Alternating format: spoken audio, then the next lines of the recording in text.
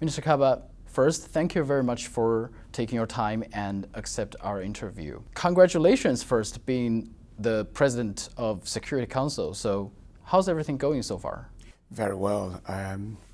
We are now 2 weeks into our presidency of the UN Security Council, and we got elected on the 6th of June, a little over 1 year ago, overwhelmingly, and for the past 7 months, Sierra Leone has been in the council.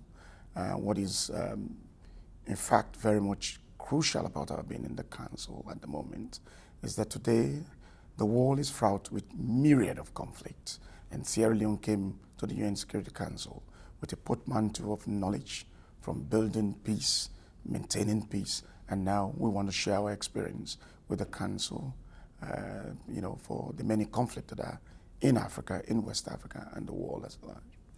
I believe many people said that the problem now for the Security Council is the lack of unity. And Sierra Leone, as a unity builder, how do you assess this problem of unity in the Council? Of course, the days are changed. We now live in a world that is more or less a multipolar world, which means there are other new powers that have emerged. And because there is equipotential amongst these countries that are in the Security Council, especially the permanent members, interests have become very much profound. And so every member wants to protect its own interests. And in doing so, Africa is disadvantaged. And so our being in the council, especially His Excellency the President, Dr. Julius Maada Bio, chosen the topic of maintenance of international peace and security, in this case, trying to redress the historical injustice that has been meted to Africa since the formation of the UN Security Council some 79 years ago. And so the choice that the President made on the reform of the Security Council is timely, it's crucial, and it's utterly important. It's very important because you've already stated it.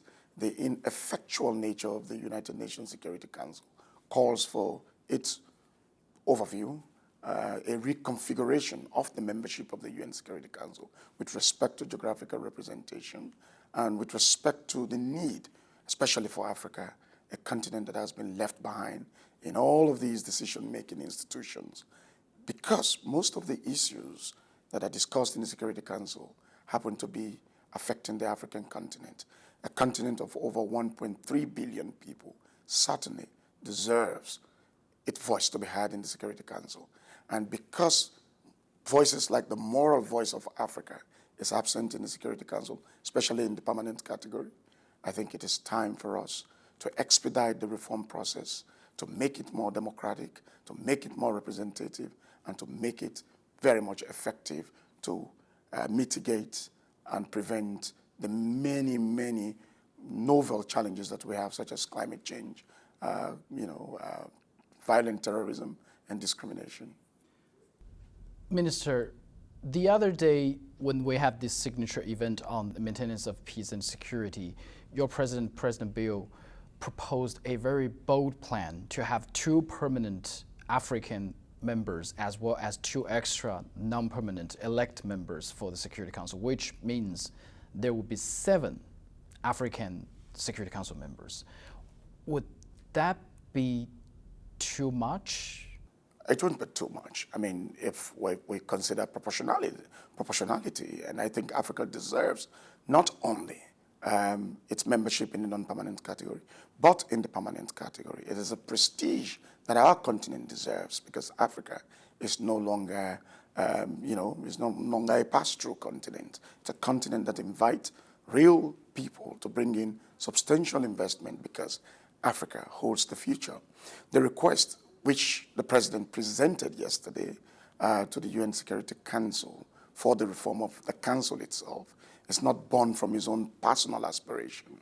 Come to think of it, Sierra Leone is a very little country in West Africa. If we say Africa is going to be represented in the UN Security Council in the permanent category, we will find it very difficult to fight with the other hegemons of the continent.